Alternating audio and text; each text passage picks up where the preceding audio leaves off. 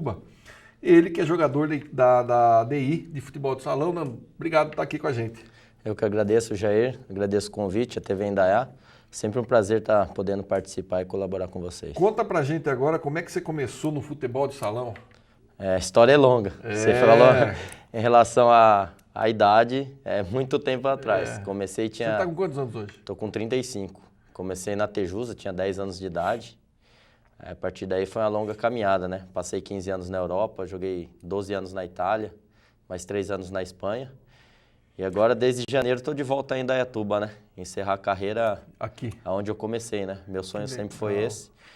Aí assim termina que nem um filme, né? Tem um começo, meio e fim. E coincidentemente a Tejusa acabou esse ano aqui, né? Infelizmente. Literalmente a Tejusa. Felizmente, acho que deixou muita mágoa, né? Mas uma não só para também. quem praticou esporte, mas para o cidadão indaiatubano, né? Tejusa era a marca registrada de Indaiatuba. Falar aí uns 50% da população acho que frequentou aquele clube, ou em bailes, piscina, baile do Havaí, eventos. O Carlinhos Piatelli, que foi presidente etc. lá, ele era o rei das festas e as festas do Carlinhos eram as festas do Carlinhos, né? Não era uma coisa bem agitada, bem animada. É isso mesmo. Mas conta pra gente, você começou com 10 anos e aí como é que foi? Quando é que você foi convidado para ir para a Itália? Foi o primeiro país que você foi fora daqui? Foi o primeiro país. Eu fiquei 7 anos na Tejusa, aí com 17 anos tive convite para ir para o IMPRA em Guarulhos, que era bicampeão brasileiro. Já tinha sido destacado no Campeonato Paulista representando a Tejusa. E aí fui para o IMPRA. Da IMPRA eu fui para Belo Horizonte, para o Atlético Mineiro, onde fui campeão brasileiro juvenil. Aí do Atlético Mineiro já tive a proposta para embarcar para a Itália. Foi tudo muito rápido, porque a partir dos 17 anos que eu saí de Indaiatuba, com 19 já tive a possibilidade de ir para a Itália. Praticamente você jogou 2 anos fora de Indaiatuba e depois foi para lá. Aí já fui. Aí foi onde, bem dizer, começou a minha carreira como profissional no time principal, né? Tá. E aí, graças a Deus, deu tudo certo, deslanchei. Você jogou em qual time lá? Na Itália, joguei na BNL em Roma, fiquei 3 anos e meio. Aí fui para a Espanha, fiquei 3 anos na Espanha, joguei no Móstoles e no Plas de Castellón. Depois voltei para a Itália, aí joguei na Luparense, Arzignano, Marca Futsal, aí joguei na Cogianco e joguei no Rieti, onde foi meu último time. Sem falar nos 11 anos que eu defendi a camisa da seleção italiana, né? Ah, você foi da seleção italiana? Sim, joguei na seleção italiana 11 anos, fui capitão durante 6 anos. Puxa vida. E nesse currículo todo aí, ainda hoje eu sou o jogador que mais jogos tem pela seleção italiana, né? Olha na isso. História. Então acho que é uma história bonita aí, acho que sendo brasileiro vai dar para contar bastante para os netos. Para os netos e tudo mais. É, isso mesmo. E como é que é o cenário? A gente percebe que o futebol de campo no Brasil é uma coqueluche, é uma praga. Mas o salão não tem esse mesmo pique, a gente não vê tantos campeonatos, a gente não vê dessa forma. Ou eu estou equivocado, o Brasil tem todo esse potencial? Não, é assim mesmo. O futsal, infelizmente, é um esporte amador, né? Ainda não se tornou olímpico, a briga maior é para que se torne olímpico. Acho difícil, porque tem muitos países ainda que não desenvolveram o futsal. Entendi. Até mesmo na Itália, é um país que eu fiquei, uma das maiores potências do mundo, já chegou a ser vice-campeão mundial, campeão europeu, e não tem um trabalho de base específico para o futsal. Então, infelizmente, não consegue atingir a mídia que tem o futebol de campo. Acho que por isso.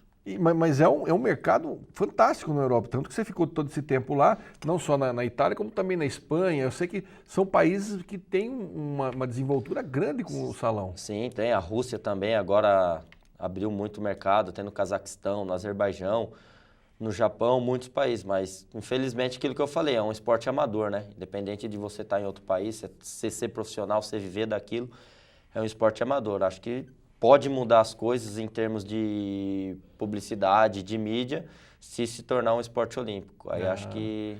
Mas lá na Europa, por exemplo, os estádios, os ginásios eram lotados para ter jogos? Sim. Era acirrado os campeonatos? Sim. Campeonato mais ou menos como a Liga Futsal aqui. A Liga Futsal que começou faz um mês, que tem transmissão da Sport TV. Lá é mais ou menos a mesma coisa, só que não tem comparação com o futebol de campo, né? Acho que para chegar ao futebol de campo, acho que é quase que impossível. No mundo inteiro acho que é assim, No então. mundo inteiro.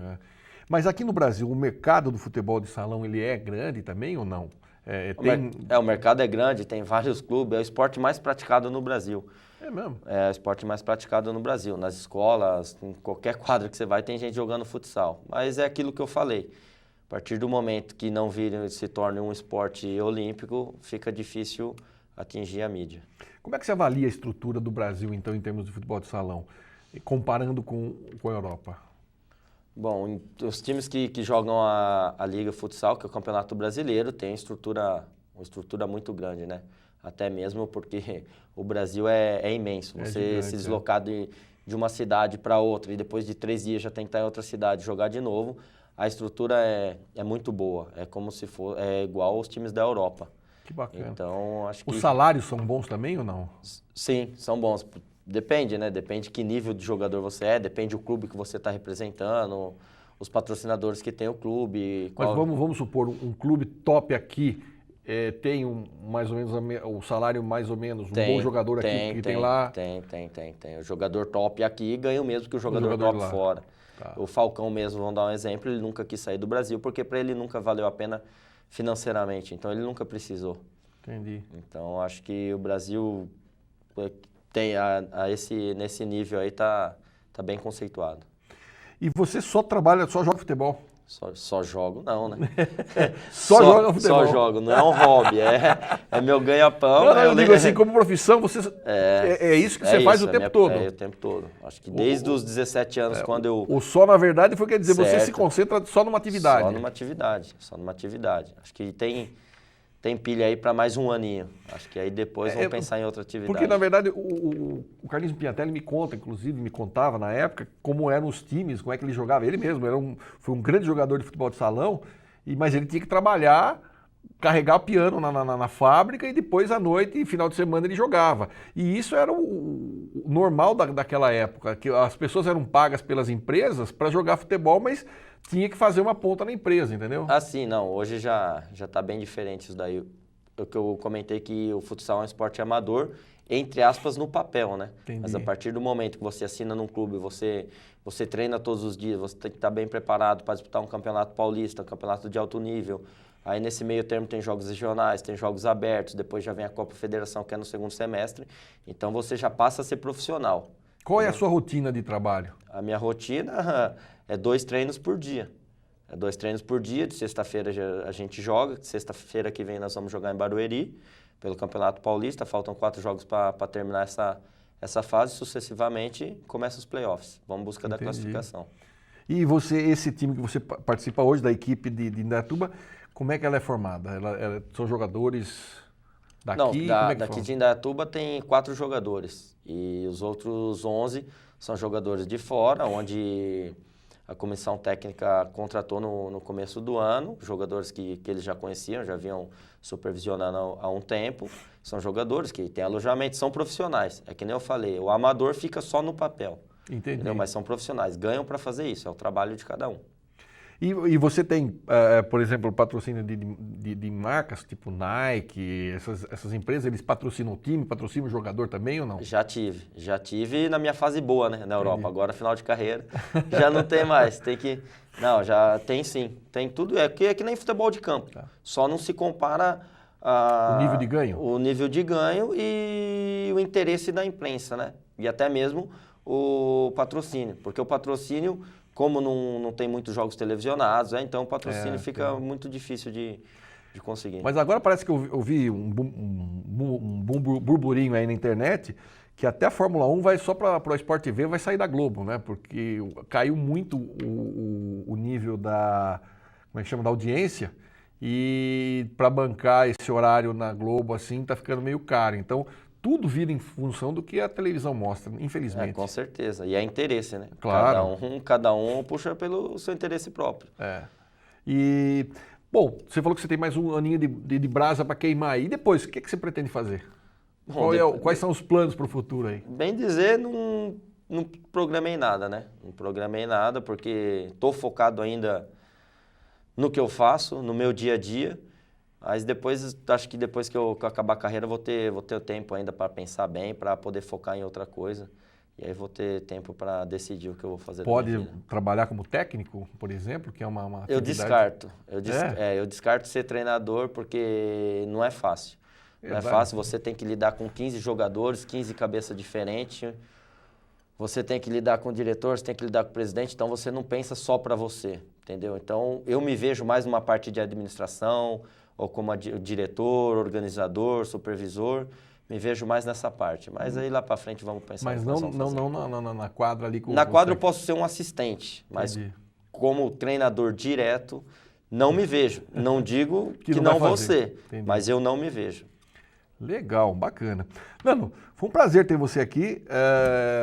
Espero que você volte outras vezes para contar para a gente um pouco mais aí de como tá indo aí a sua vida profissional. Beleza, eu que agradeço. Para mim é um prazer.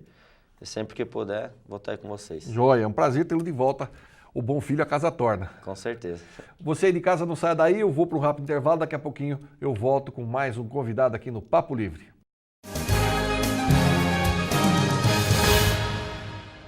De volta com o nosso Papo Livre, agora a Andréa Fiuza, ela que é Emotional Trainer. O que é isso, Andréa? Tudo bem? Tudo jóia, Jair. Emotional Trainer é um terapeuta emocional que trabalha tanto na área emocional quanto comportamental, mesmo porque os seus comportamentos são decorrentes das suas emoções em relação às situações que você vive. Então você tem formação em psicologia ou não? Como é que é isso? Não, para você ser um emotional trainer, você não precisa ser um psicólogo. Qualquer pessoa pode aprender a ser um emotional trainer, aprender a lidar com pessoas, tratar emoções de pessoas. Aliás, era um conhecimento muito antigo. Há séculos atrás as pessoas lidavam com as outras pessoas de forma muito melhor. E isso daí foi retomado. Apesar de ser uma metodologia científica, é uma metodologia muito acessível para qualquer pessoa. E como é que você trabalha isso? Quais são esses, vamos dizer assim, esses tópicos que você trabalha ou você acessa essas informações e repassa? Como é que é isso? Bom, então eu vou te explicar como é que as pessoas funcionam. O Emotional Trainer, ele trabalha baseado na metodologia neurocibernética. A neurocibernética é um método de trabalho, um método que deriva de neurociência, iridologia comportamental e trouxe uma inovação, percebendo que existem 4 tipos de seres humanos. E esses tipos são baseados em genética. As pessoas nascem diferentes das outras. E elas se comportam na vida diferente das outras também. Só que se você não sabe interagir, se você não reconhece, não entende que um ser humano não é necessariamente igual ao outro, você se revolta, você se frustra com o outro. Mas se eu ajo assim, por que ele não faz igual? Porque ele é diferente de você. Geneticamente é diferente de você e fenotipicamente a vida dele fez ele diferente de você. E essa falta de entendimento entre as partes causa muito conflito, muito drama, muita angústia, muita confusão. E o mundo fica perdido do jeito que a gente vê por aí. Aí o pessoal fica mandando bomba de um lado e do outro, matando todo mundo. Então, né? Mas aí como é que você trabalha isso? Como que a gente trabalha? O que acontece? Quando uma pessoa vem fazer uma terapia emocional, ela está provavelmente num estado de conflito interno consigo mesmo, ela está se auto-sabotando, ela está com dificuldade de entender como é que a vida dela está andando para um lugar que ela não sabe para onde vai. Mas você não conflita isso, essa atividade não acaba conflitando com a terapia, com a psicologia? A terapia, vamos colocar as coisas da seguinte forma. A psicologia, ele entende o seguinte, a pessoa tem um trauma recôndito da sua alma. A gente precisa sondar isso daí e fazer com que ela aprenda a conviver com o trauma.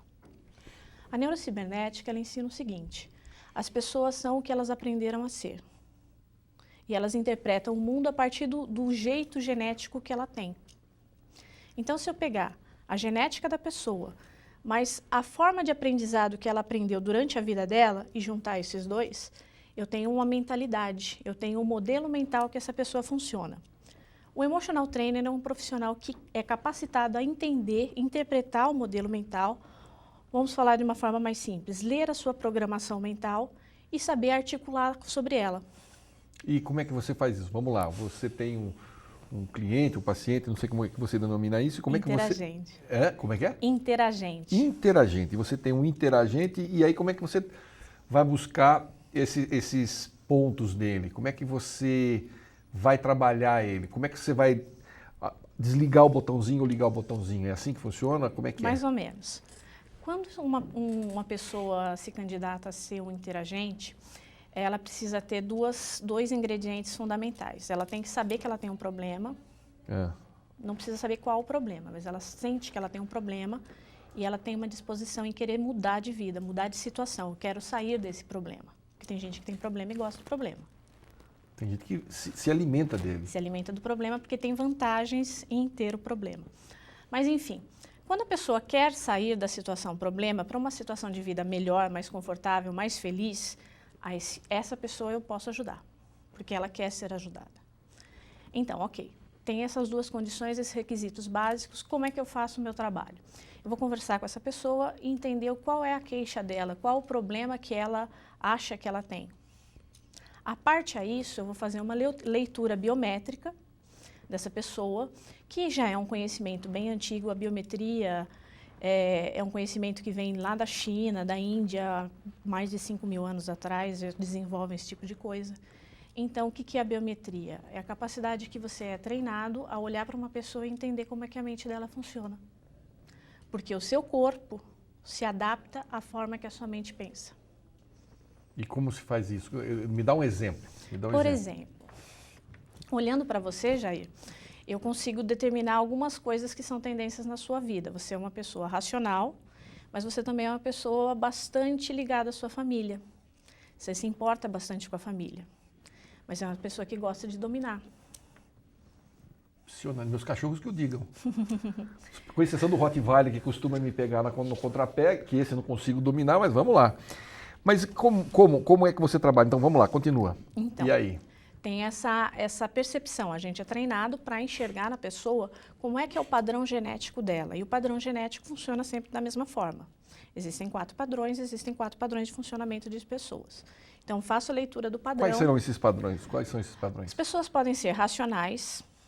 Isso fica muito evidente pelo tamanho da testa da pessoa. E também... Quando não tem cabelo, então fica muito evidente, né? Vamos combinar. Não, mas o que acontece? A medição é geralmente aqui do começo da onde nasce o cabelo. Você já teve cabelo. Tive cabelo, muito cabelo. Mas a sua testa era grande também, não era? Então, a gente sempre olha onde está começando a nascer. Então, é uma medição que você faz entre partes do rosto da pessoa e consegue determinar mais ou menos o que está acontecendo dentro da cabeça dela, como é que é o funcionamento daquele ser humano. O emotional trainer, ele entende de gente, ele entende de ser humano, como é que o ser humano funciona e como é que eu faço ele funcionar melhor. E você disse dos 4 tipos, você falou de o racional. Racional. Tem as pessoas sentimentais. Característica do racional. O racional é uma pessoa que gosta de mandar, é uma pessoa que gosta de dominar, é uma pessoa que pensa muito como são as coisas, como que ele domina as coisas e como fazer as coisas ficarem do jeito dele. O sentimental é uma pessoa que gosta de servir, é uma pessoa que gosta de ser útil, é uma pessoa que quer ajudar os outros, quer acolher os outros, quer fazer o ambiente funcionar bem. Esses são padrões puros. E existem os padrões misturados, onde existe racionalidade e sentimentalidade. Um dos padrões, que é um dos que mais existem nas pessoas, é impulsividade. São as pessoas impulsivas. Se caracteriza pelo tamanho aqui, entre o final do nariz e o tamanho do queixo. Mas eu posso ter um racional que tem muita impulsividade? Sim. Mas o que acontece? O impulsivo é aquela pessoa que não tem muita paciência, ele quer fazer. Então ele olha, ele entende rapidamente e ele não tem tempo de analisar, de planejar, ele quer executar. O verbo do impulsivo é executar. E tem um outro padrão que também tem racionalidade e sentimentalidade, que é o sinestésico. E o sinestésico, ele já vai no extremo oposto, porque ele não consegue executar. Ele tem muitas dúvidas, ele tem muitas inseguranças, ele tem muita falta não só de segurança, falta de ânimo. Não ânimo, falta de se afirmar, de se manter nas suas decisões. Então ele está sempre perguntando: o que você acha que eu devo fazer? Que cor que eu compro?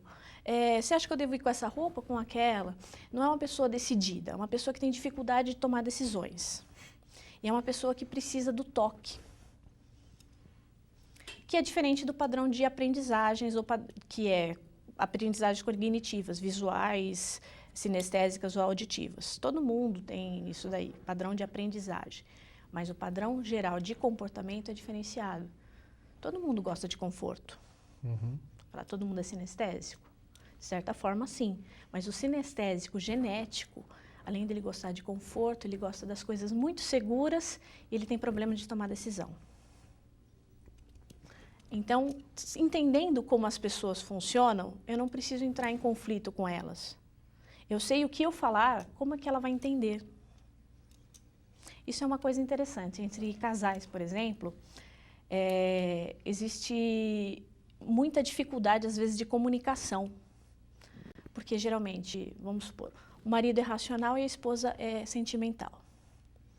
Eles são apaixonados um pelo outro. Mas aí, o racional, ele precisa fazer coisas visíveis. Porque na cabeça dele, ele demonstra o amor com coisas visíveis.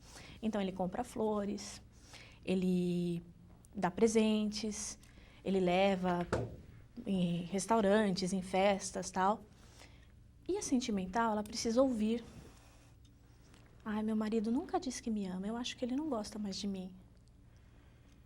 Mas o racional não consegue falar, porque ele acha que não precisa falar. Ele está demonstrando de outra forma. Entendi. O ser humano é um bicho complicado, na verdade. Com Não certeza. tem como não ser, né?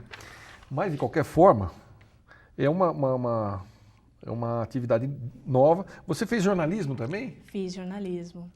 E não houve compatibilidade aí entre o jornalista e o terapeuta? Você fez marketing também? Isso, eu fiz jornalismo e marketing. Eu diria o seguinte, desde criança eu sempre tive uma atração muito grande por histórias bem contadas, histórias de pessoas. Eu adorava aquelas grandes reportagens que saíam nas seleções Rider Digest, na NetGeo, que ilustrava como que era a vida do povo longe das grandes cidades. Histórias de gente que, se você passasse por lá, de repente você nem notava, mas que alguém teve um olhar diferenciado e mostrou com uma riqueza, com uma arte de escrever, de demonstrar, de contar história. E a coisa fica interessante. Essa sensibilidade desses grandes jornalistas hoje está se perdendo. Tudo é muito imediatista, tudo é muito raso. Muito raso. Tá certo. Andréia, obrigado pela participação. Não deu para a gente falar tudo que a gente teria que falar, mas já fica o convite para você voltar numa outra oportunidade e a gente abordar mais o assunto que é o Emotional Trainer. Obrigado mais uma vez pela participação do programa. Muito obrigada, Jair. Você aí de casa, obrigado pelo carinho da audiência, a paciência também. Nós ficamos por aqui, não desligue a TV, tem mais programação da TV Indaiá aí na sua telinha. Então é isso, a gente se vê, não esqueça de curtir o nosso Facebook, nossa página no Facebook, e também você que perdeu o programa ou quer assistir de novo, nós estamos no YouTube. Então fique com Deus, muita paz e fui!